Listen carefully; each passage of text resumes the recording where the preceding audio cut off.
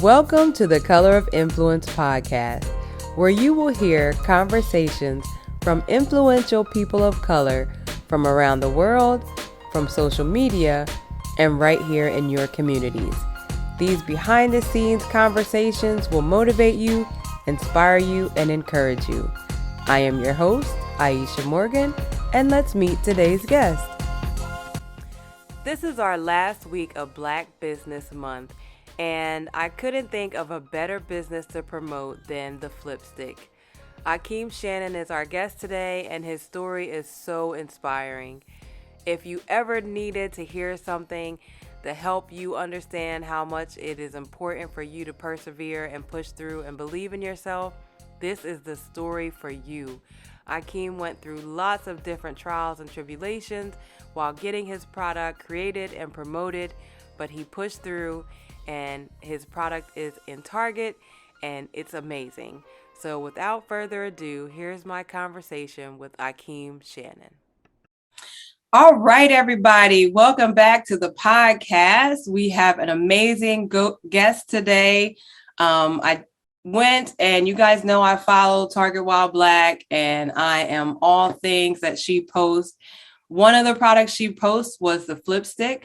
It is a that's right. Goes on the back of your phone. You can use it to crop your phone up if you have like videos that you want to watch, and it sticks to any surface, y'all. And we are so excited to have Akeem, who is the founder of Flipstik, on the podcast. It is. Listen, no, I'm excited to be here. I feel like here.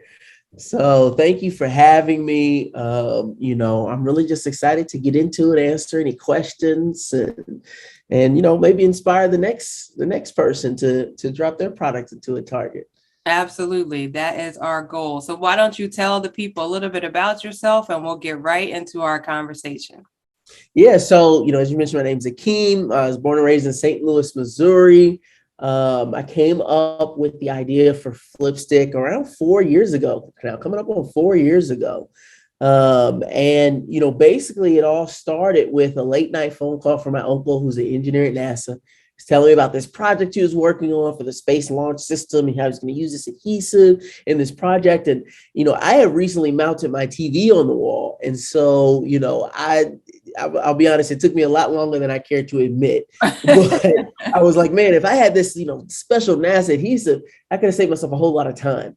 Yeah. And while, the TV never happened, a little tiny TV, I said, you know what? I think we could actually make that work. And that's really where the whole idea and concept for Flipstik came about. And from there, I taught myself to write patents. I taught myself to do a trademark, went on Kickstarter, like all kinds of stuff that I'm sure we'll get into. Yes. So you have this idea, right? And it sounds simple enough. You just have this adhesive that you want to put on the back of a phone, but we all know that nothing is simple. Right. So how did you go from the concept to the product? Yeah. So, honestly, I will say it's simpler today than it's ever been. I'm not going to say it's the simplest thing, but it's simpler than it's ever been. So, for me, are you familiar with the story of the guy who created GoPro? Yeah. Okay. So, for your listeners out there who may not know, GoPro is a really popular little action camera. They sell it in every store in the world, worth billions of dollars. And this guy was a surfer, and he knew nothing about creating products. He just knew he went surfing, and he had no footage to show for it. And so he came with this concept of what if he could have a camera for his surfboard. Right. And the way he did is he went to Best Buy. He bought a little Sony point and shoot camera. He went to the acrylic store, took the acrylic, super glued it together, duct taped it, and he mailed it off to China. And he said, hey, I want to make a camera that's waterproof that somewhat resembles this. Yeah. That's where GoPro was born. Was an engineer, didn't know a whole lot. He just was a surfer that wanted to capture his footage. And he grew that into a multi-billion-dollar company. Yeah. So knowing this, going back 4 years, I'm like, hey, I can just figure out how to make a crude version of my product. And I did. It was literally just cardstock, and double-sided tape. It didn't really work the way I imagined it, but I'm like, if I get the right stuff, it'll work. Yeah. And I took pictures, videos, and I emailed them, to several manufacturers in China. And that's literally how I got started. I just searched for manufacturers that I knew were making like reusable adhesive products. So things like command hooks and stuff like that. Okay. And I just reached out, and that's how everything got going. Now, how do you do that though? Because someone else said the same thing to me, not on the podcast, but that they looked up manufacturers who were making, this athleisure wear. So she knew they had the material. But what did your Google search look like? Yeah, so really, honestly, you can skip Google nowadays. There's a couple of major platforms that, will aggregate almost anyone in China, and honestly in a lot of countries that are manufacturers, right? So there's a couple of them, like one is called madeinchina.com. Another one, which is the biggest in the world, is called Alibaba. So some people may have heard of like AliExpress.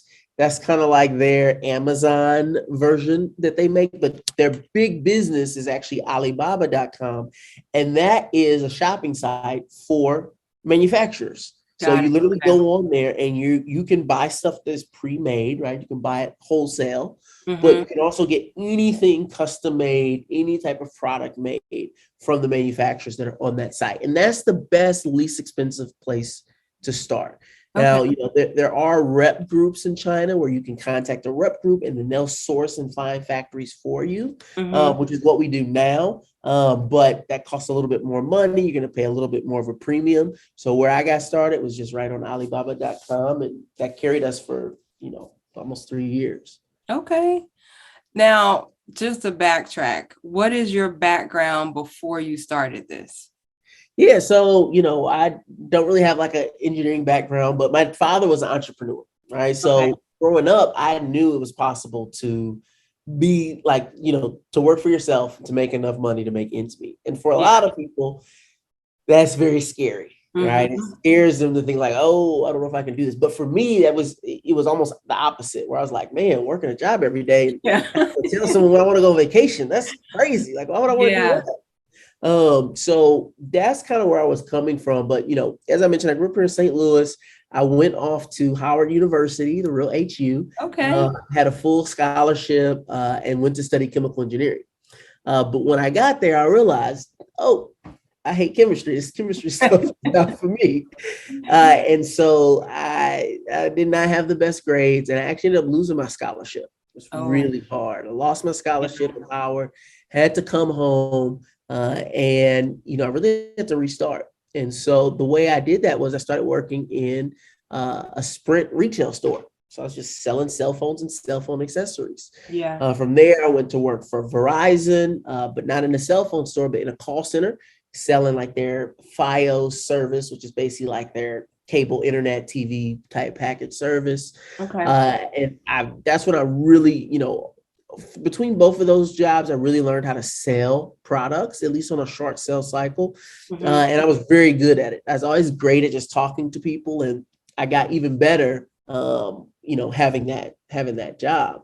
And so, when I was at Verizon, like I remember I was like the top rep. They had this thing called Rockstar, where they're trying to find the Verizon Rockstar who could like pitch their products the best. I ended up winning that like in Miami at this big hotel, like all kinds of crazy stuff. But I realized even though, I was doing well at these jobs, I was making good money, I wasn't super fulfilled. But I had reached an important goal for myself, because after that failure of losing my scholarship for college, like I came back and I'm like, I have to turn it around. I went to a pretty like, prestigious preppy high school where a lot of the kids that went there, parents made a lot of money.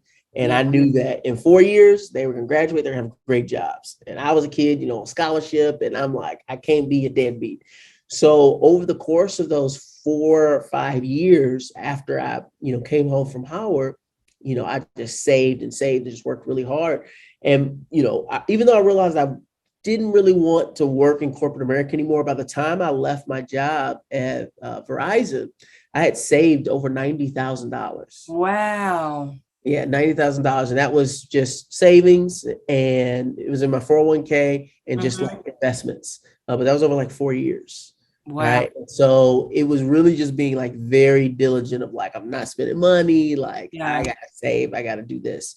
And so I ended up quitting my job and for a while. Worked in I worked for a political candidate like in town and did some Okay. other stuff. And I was planning on starting a business, but then I got a call from Square. I think they're called Block Inc. now. They make Cash App and Yeah. register and that kind of stuff. And they were starting a sales team here in St. Louis.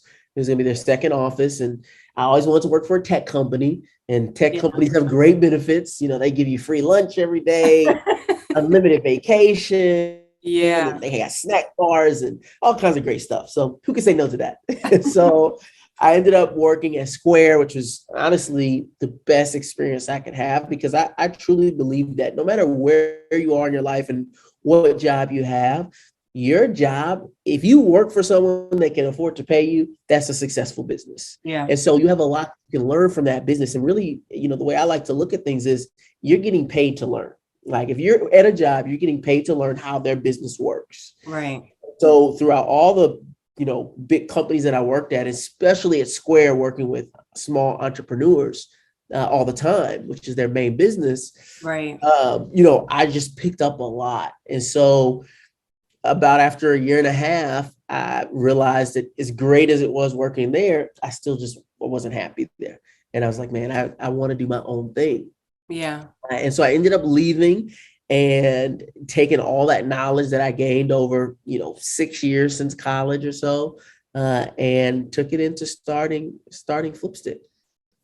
And I mean, I always feel like everything happens for a reason. It And does. the Absolutely. classroom was not where you needed to learn. Bingo.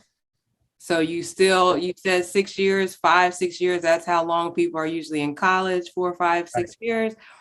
So yours was just, you were getting paid instead of paying somebody else.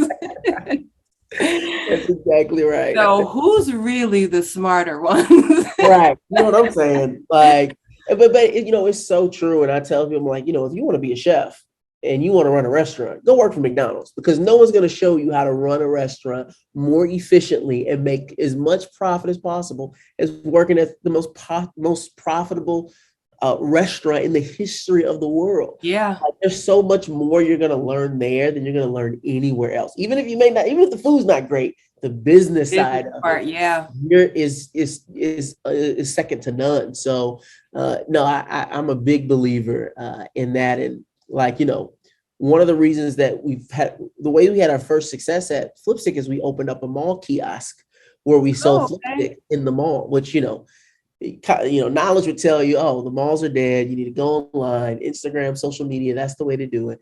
But I didn't know those things, but I didn't know how to talk face to face to someone and sell them a phone accessory because I learned that working at Sprint. And so when we had our kiosk, we ended up being the most successful kiosk in the region. And we made over $30,000 in 2 months. First 2 months at the mall. And we had all these people like, oh, open up a kiosk in our mall. But that really came from me really understanding how that worked because I did that job. And so I knew how to be successful at it. That's awesome. So from your card stock with your double stick tape, you mailed off your prototype. Where did you go from there? Yeah, so the first thing we did was Kickstarter. For those unfamiliar with Kickstarter, basically it's a platform where you can show off your idea, your product, a company, whatever idea you have, but be it creative or product or whatnot, you can show it off and people essentially pre-order it from you, right? They'll give you the money ahead of time for you to collect that money and go and make whatever it is you want to make. And what's great about that is you don't have to give up any equity when you use a site like Kickstarter. Another popular one's Indiegogo. And it's a great way to, one, prove that your idea can actually sell and someone's willing to pay for it. And two, to not have to get any type of loans, or if you don't have any capital to get started, it's a great way to get started.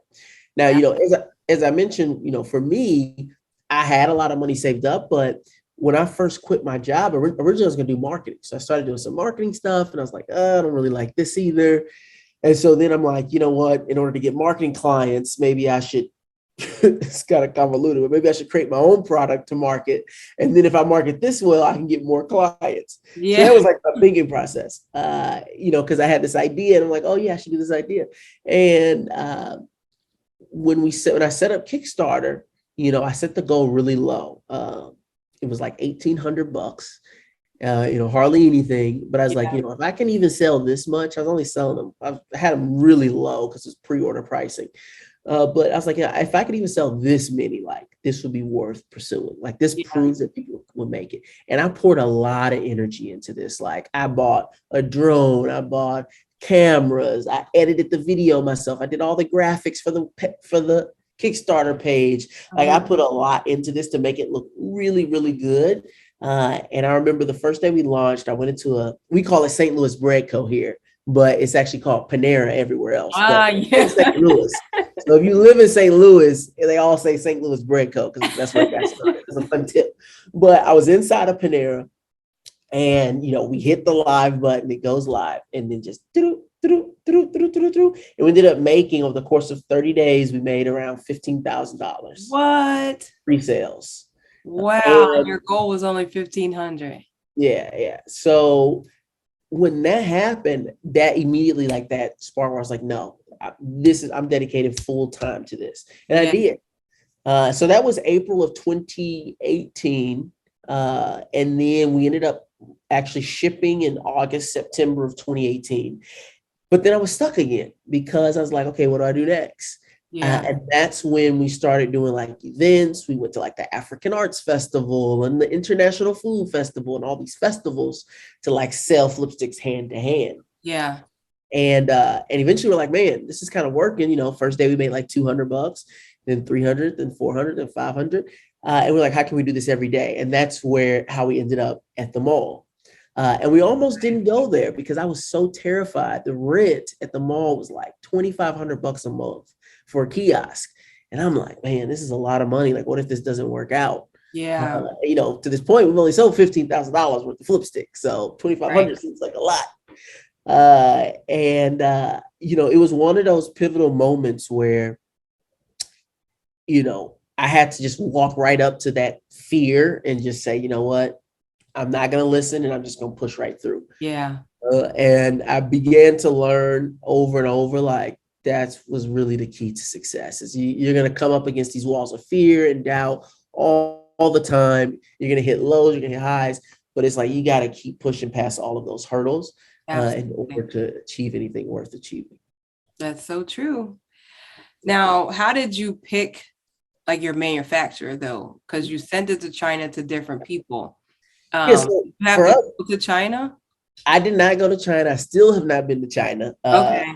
And really, it was just who delivered, right? Because we paid several people to make us prototypes and, make those first runs. And one person paid them, they gave us nothing. And one person we paid them and they gave us junk. And one person we paid them and they gave us exactly what we asked for. And that's who became our manufacturer.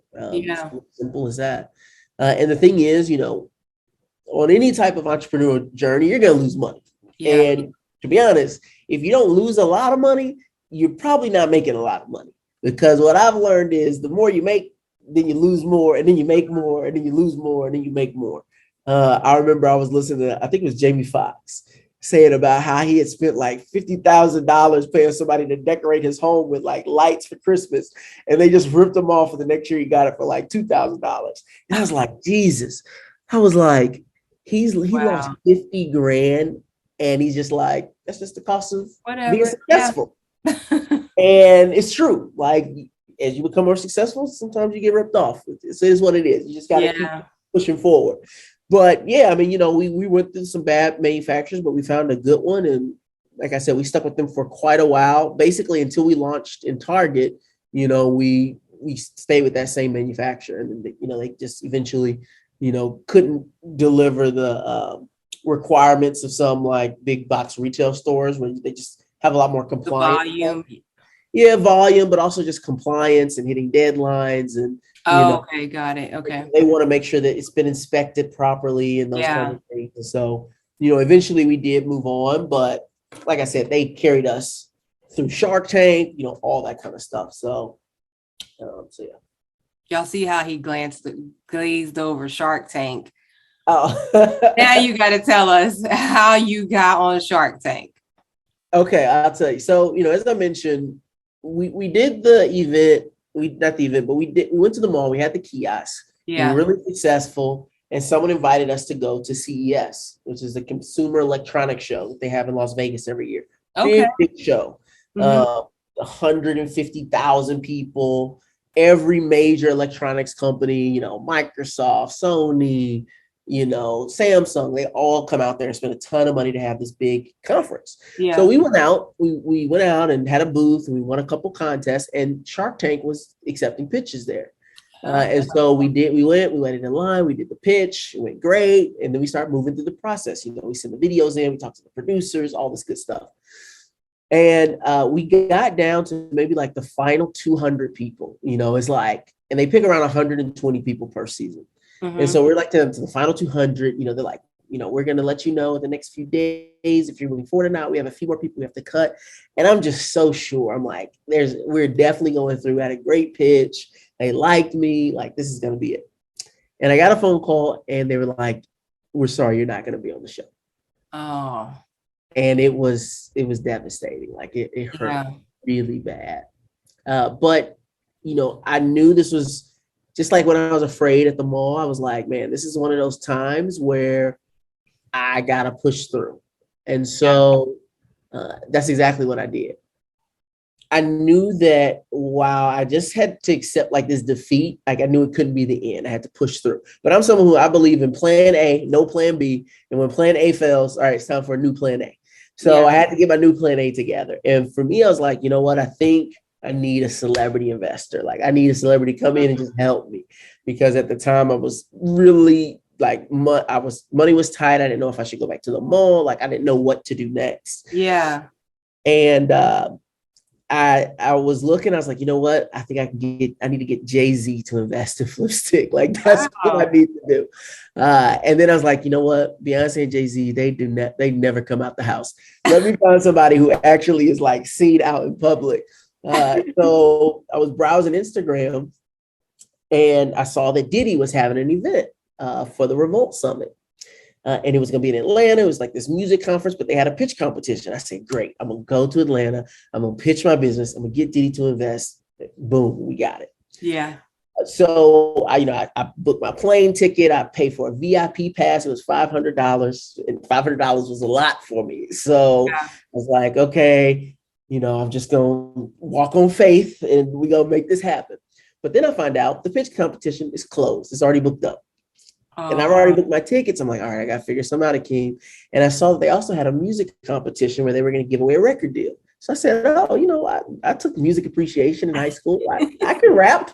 I'll just rap my pitch for Flipstik. Oh, that's so smart. And I didn't tell anybody about this plan because you don't want to tell somebody, oh, yeah, I'm going to rap my pitch to Diddy and get him to invest in my business. That does not, I don't think anyone would get an A in Entrepreneurship 101 on their first MBA class with that, that thesis. But, I was like, this is the plan. I'm going to do it. So I wrote my rap. I went to an open mic night here in town, did it. People were like, oh, that was dope. That was great. I said, okay, yeah, I got this. I can do this. And so I went down to Atlanta. And when I tell you, I faced so many setbacks just trying to even be able to do this. Like I wanted to do I had my rap ready, but then they were like, if you haven't submitted a video by midnight, you can't do it. It's like 11:50. So I'm like, oh, shit, I gotta submit a video. So then finally they got my video. They're like, okay, you get to actually perform and try out. So then I did the tryout and they're like, oh, it was great. They loved it. They were like, this is amazing. You just rapped your business to us.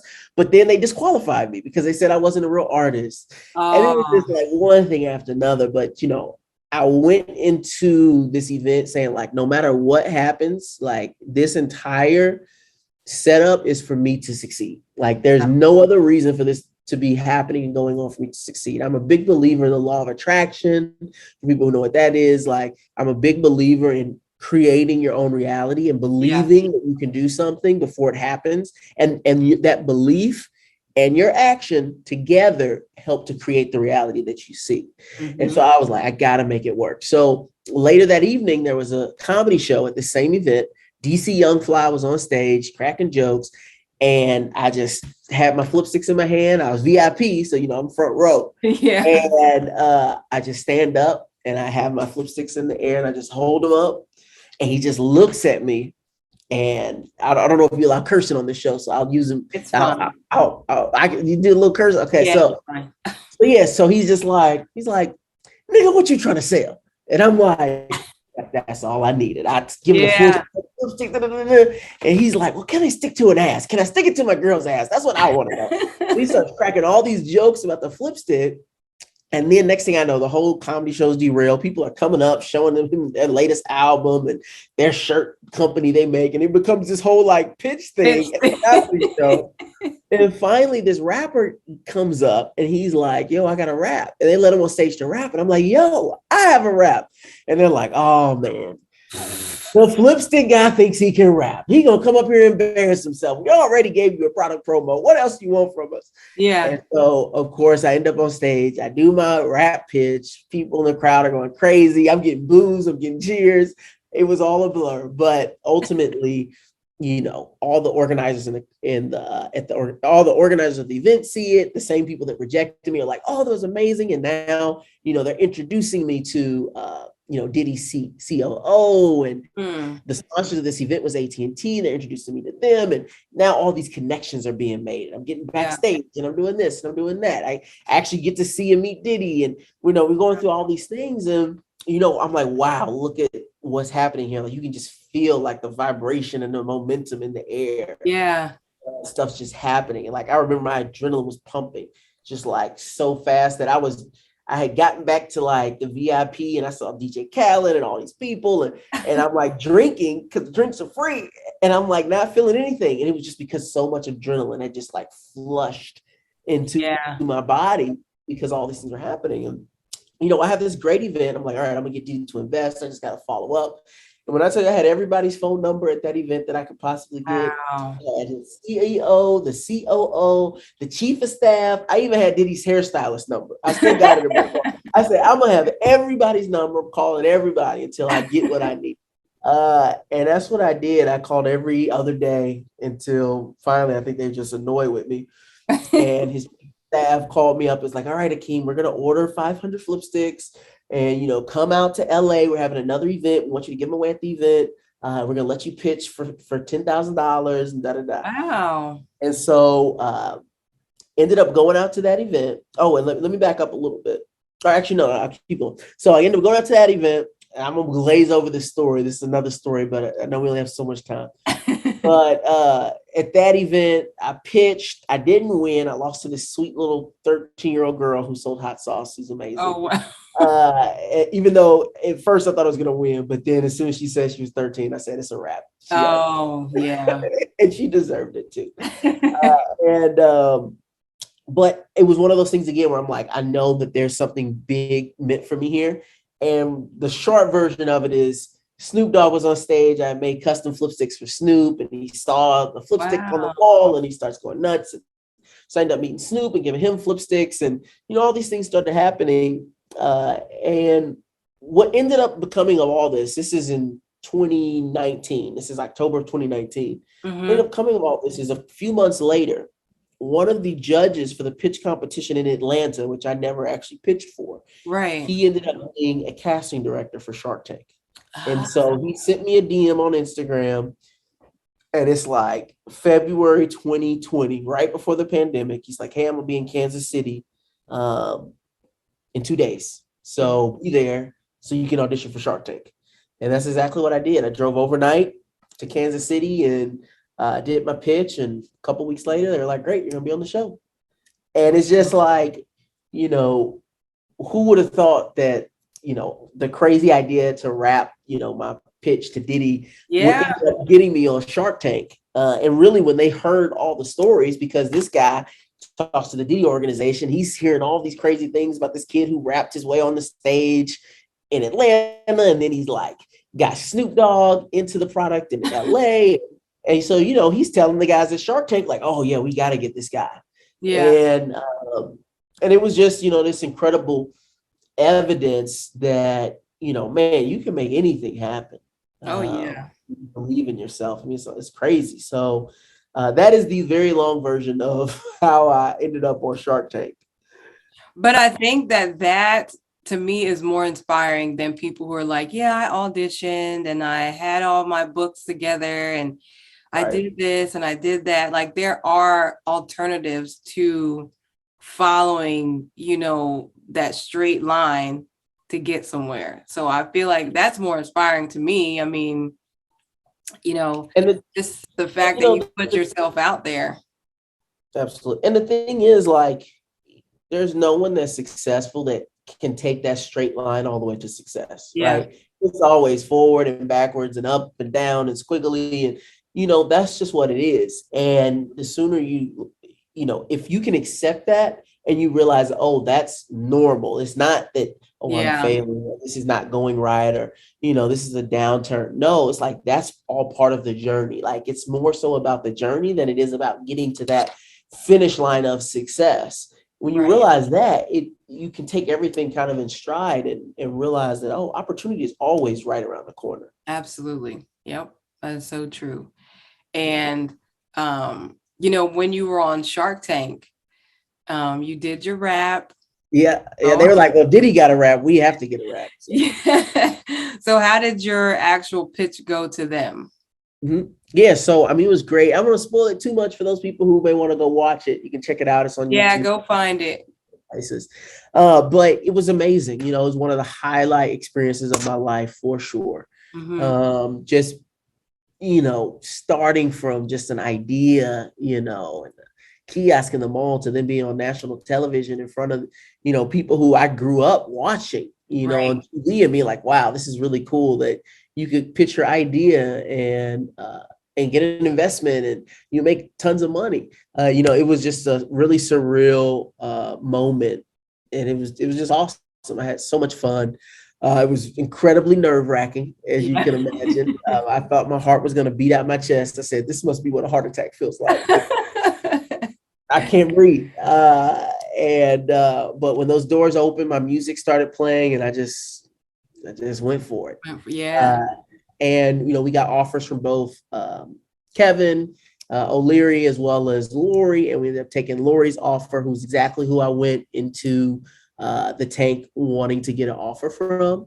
And I'll tell you, someone actually pointed this out as something I do, and I didn't realize I knew I did it, but I didn't realize I didn't realize it was something worth sharing. Mm-hmm. But one thing that I do, particularly before important meetings, is I always research the person that I want to create like a meaningful connection with. Yeah. And not just like, oh, who are they, what do they do, so I know their background, but like, I want to know how they speak, how they talk, like what they're into, like what their beliefs are. Because I remember when I first got started with Flipstik, I met this guy who seemed like he could be someone that could help me. Turns out he was a con artist. Oh. But he taught me a very valuable lesson. I didn't get conned by him because someone else told me, oh, yeah, that guy's a con artist. But what he taught me was, he was like, he said this to me while he was talking to me. He's talking and he's saying all the right things. And I'm like, oh, man, this guy's like, this is the real deal. Like, I need to work with this guy. And he told me, he's like, you know what I'm doing right now? I said, what? He's like, this is called programming. And he was like, programming is when you speak in somebody else's language and the terms and the beliefs that they have, so they feel comfortable with you and they feel like they know you and that you know them. Yeah. And yeah. And I didn't think much of it at the time. But then my dad actually ended up telling me, oh, I went to high school with that guy. He's a total con artist. Damn.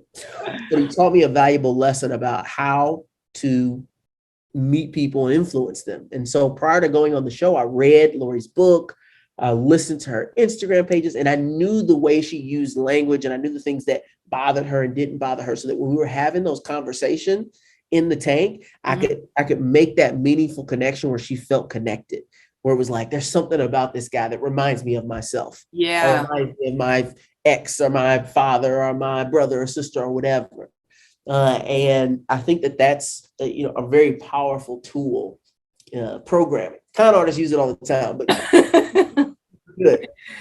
Use it for good. But that was a great experience on the show, and even after the show, I mean, we just got a huge boost in sales, and it still pays dividends to this day, just not just from the sales that we get from it, but just from the validation that it gave our business. Because, especially being a Black-owned business, small Black-owned business, a lot of times people are like, oh, yeah, that's cute. Right. But when you do something like that, people tend to take notice, and they take you much more seriously when you get on the phone. That's awesome. Now, do you think that Shark Tank got you into Target, or was that more of just you putting your foot down and just pedal to the metal, let's go? It was both, honestly. So, everything since Shark Tank has helped make happen, right? Yeah. But it did not happen just because we went on Shark Tank, Okay. So, for example, with the Target opportunity, it was not like, oh, we saw you on Shark Tank, we want you in Target. It was more of, it was almost a year after Shark Tank that we even got the opportunity.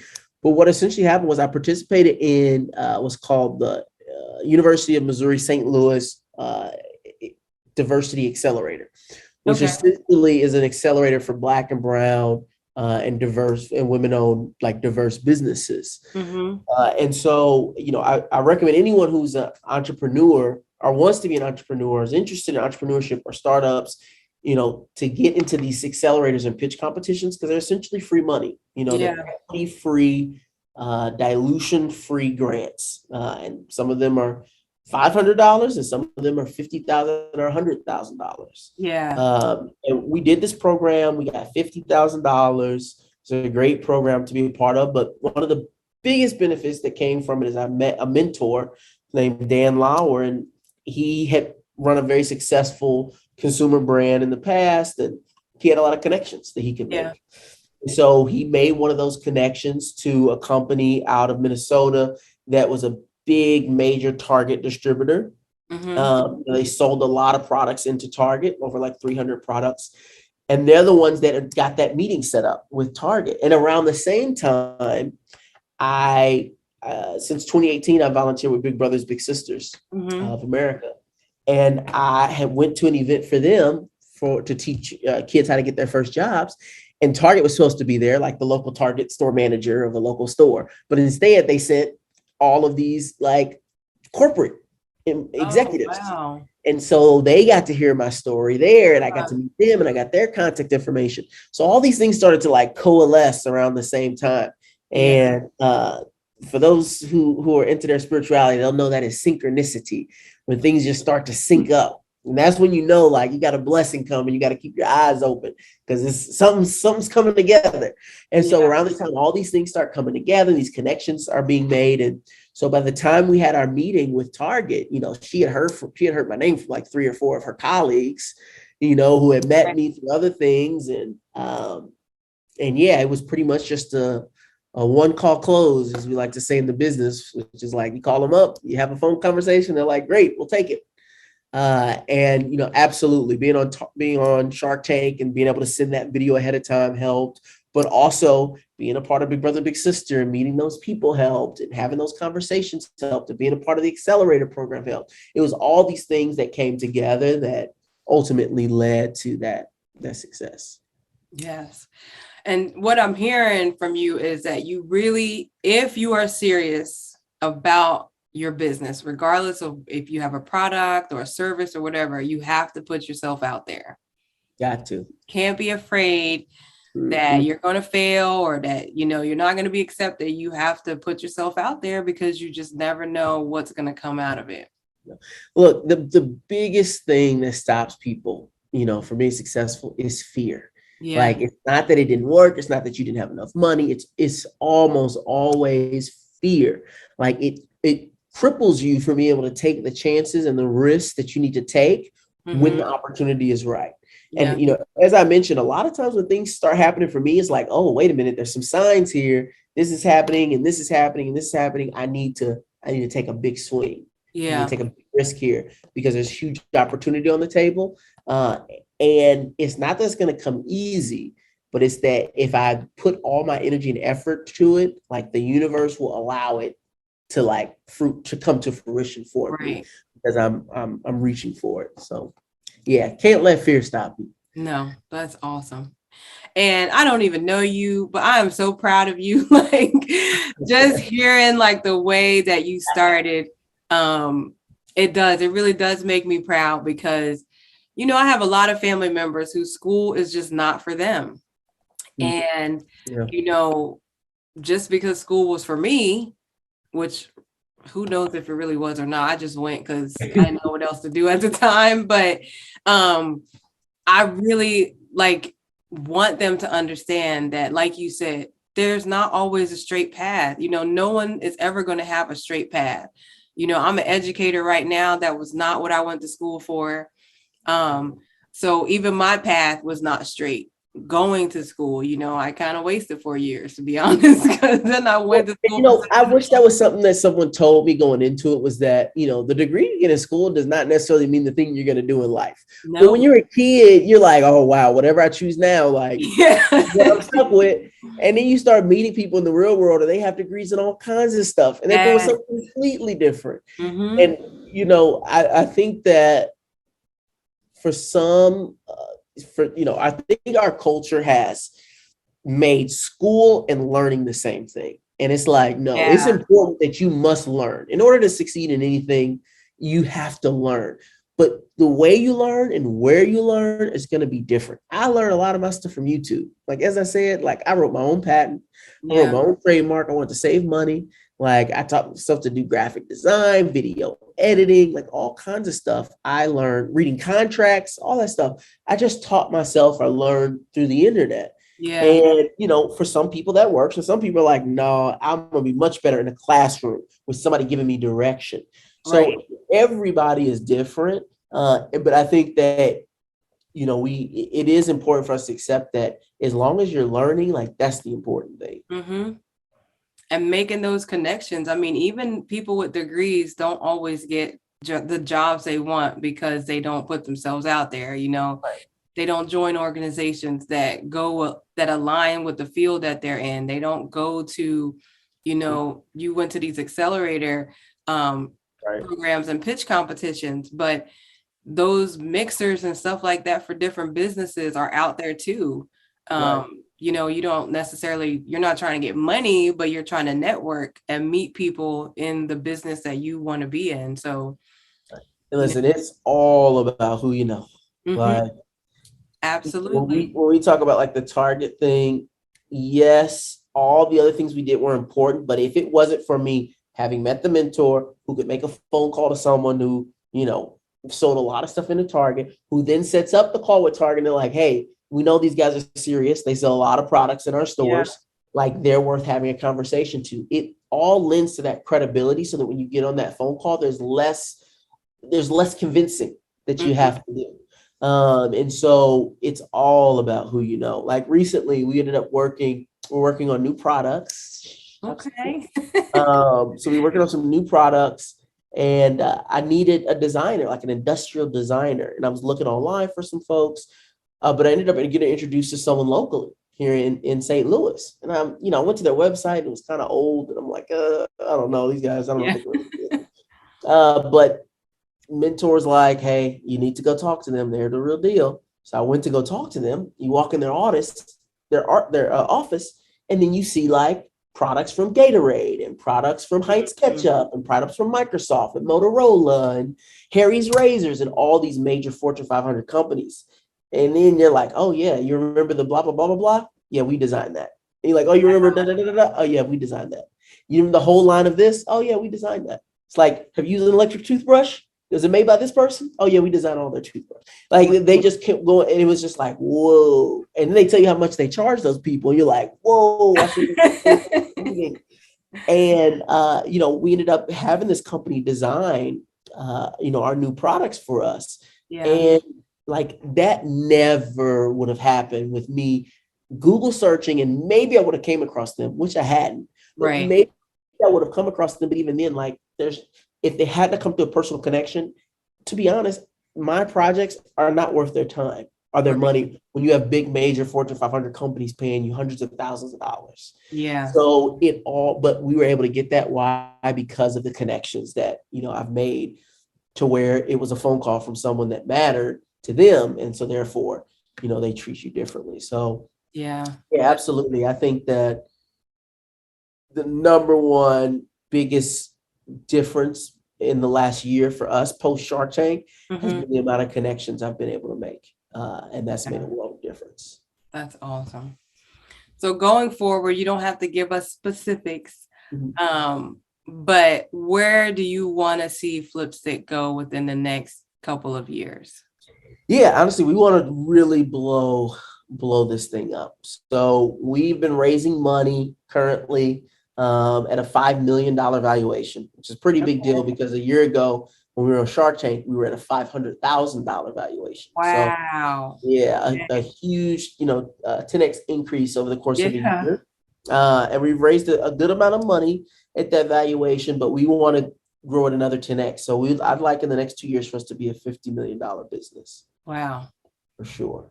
That's awesome. And I think we'll get there because, the core of what we believe is that we want to make products for the creator in you, the creator in everyone, right? Everyone right now is creating content.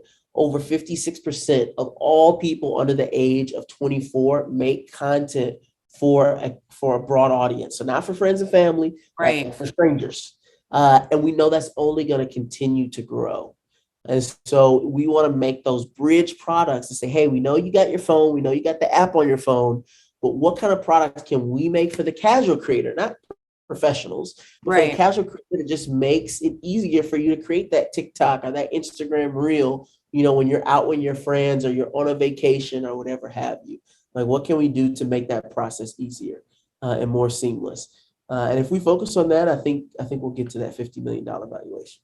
Absolutely. I see it for sure. And, looking at your Instagram, I mean, your personality is just very inviting.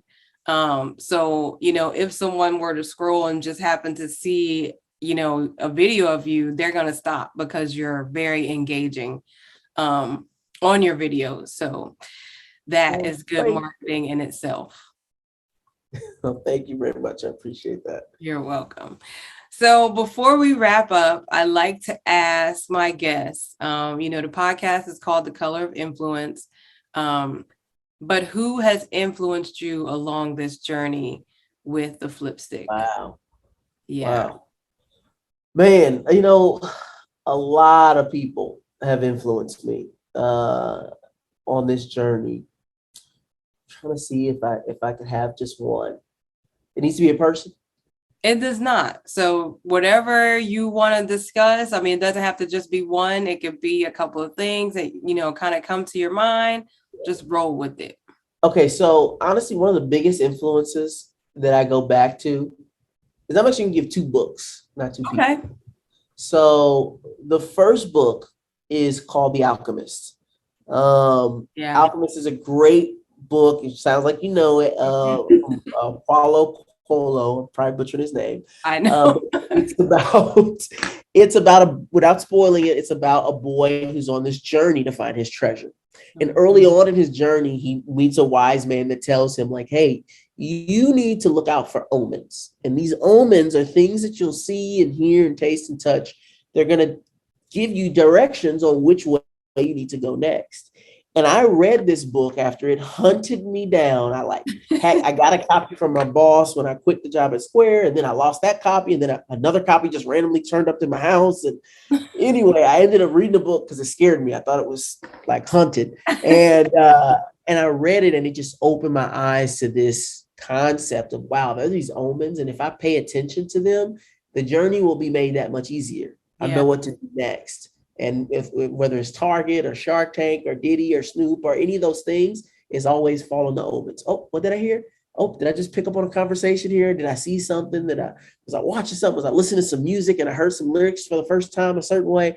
Like, I'm always trying to keep my mind clear for omens or signs that will help me take the next step I need to take. So that's number one, The Alchemist, highly recommend. And the other one is a book called Think and Grow Rich. And this book is over 100 years old, I believe now.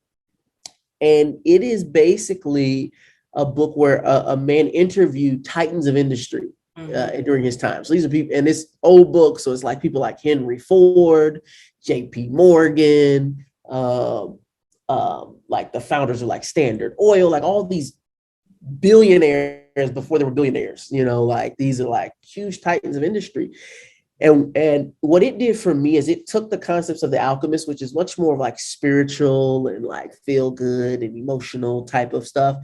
And it said, oh no, this is not like just, all spiritual foo-foo. No, like real cutthroat business, successful people. Mm-hmm. It's what they're all doing. It's what they already do. And it really just made it extremely practical to say like, yo, this is how really wealthy people get really wealthy.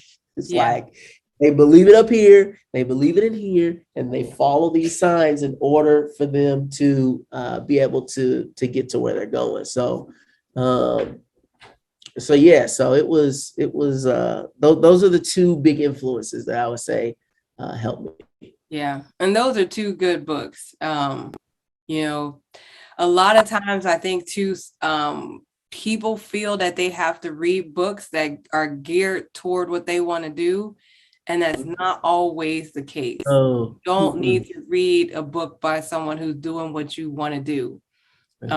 Sometimes just that general change in the way you think about things, your mindset, being mindful about things, those are just as important as learning the business side of what you want to do. Absolutely. I remember like I read the biography of Richard Branson. It was like a British billionaire, and he does stuff like music and lifestyle brands like airplanes and stuff. And that's not what I'm doing. But I was like, man, how did this high school dropout start an airline and get Janet Jackson on his label? And like what was he doing? And so you go and you read the book because you're like, wow, he figured something out. Mm-hmm. So, and if he could figure it out, I could probably do it too. So no, I agree wholeheartedly. Like, absolutely reading books that you're just kind of guided to, or people tell you about, or you hear about a couple times, like it's probably worth checking out. Absolutely. Well, Akeem, this was such a great conversation. I really enjoyed learning the backstory behind the Flipstik. It's easy to go online and Google someone, but you really don't know their full story unless they tell it. And that is the whole purpose of my podcast. I'm so glad that you agreed to be on. I'm excited for people to hear. You have me. Yeah. And it's funny because, you talk about being uncomfortable. Like for a while, I would only invite people that I knew or that knew someone that knew someone. So you were my first stranger that I don't know through someone. Technically, I kind of do because Marissa was on. So she kind of promoted your product, but you are technically the first person that I just like cold emailed and accepted. So thank you for that. I really, really appreciate that. You boosted my confidence that, that you accepted. So I really, really appreciate that. Absolutely. Well, look, I'm always grateful for the opportunity to share my story, and I'm grateful for your thoughtful questions. And, I think that what you're doing of, having people that have had some type of influence in their life, whether little or small, and sharing that with the even greater group of people, I think it's great, because I think all of us have that influence ability inside of us, and all of us are making an impact on the world, whether we know it or not. Exactly. A legacy that we're leaving behind. And the more we share like these positive stories, the more I think it'll inspire others to make sure that they're leaving their influence on the world, which ultimately will just make it a better place for us all. Oh my goodness, absolutely. And I really think that your story is going to inspire a lot of people because, like I said, I know so many people who have ideas and they're afraid to step out of their comfort zone to make it happen. And just all the twists and turns that your story made before you even got to, selling at Target or being on Shark Tank. to me is inspirational. Like even from what I'm doing with my podcast, just stepping out and putting myself out there. I mean, something is going to stick, just like the Flipstik. Something is going to stick. That's yes. So again, I really appreciate this. Before we go, please tell everyone where they can find your Flipstiks and make their purchase. Guys, you will not regret making this purchase. Yeah, absolutely. So they can find us on Target.com, as you mentioned, on Amazon, and on our own website through Google. All you want to do is search Flipstik, but it's spelled Flipstik. So no C in stick. Just give Flipstik a search, and we should pop right up. And feel free to buy from any of those platforms. All comes to the same place. And I will also say, if you like the product and you enjoy it, or even if you just enjoy this conversation, feel free to leave a review as well. Review the lifeblood of small businesses online. So leaving those with every review makes a huge impact for us. So much appreciated. I'm glad you said that because I need to go do my own. Make sure you leave a review for the podcast too. You got to get a review schedule. Yeah, exactly. All right. Again, thank you so much. I cannot wait to see what your next product is. Your Instagram is just Flipstik? It's at Get Flipstik. So at GETFLIPSTIK. So at Get So everybody go follow so that you can also know what is up next for Flipstik. Yes. I'm going to be all on that Instagram page just so that I can be the first person to know what it is and go and promote it. Awesome. Well, I hope we get to do this again when we got other bigger. We get even bigger. We got even more stuff going on. Exactly. Sounds good. Awesome. Have a good one. Thanks. Bye-bye. Bye-bye. And that's a wrap on another amazing episode.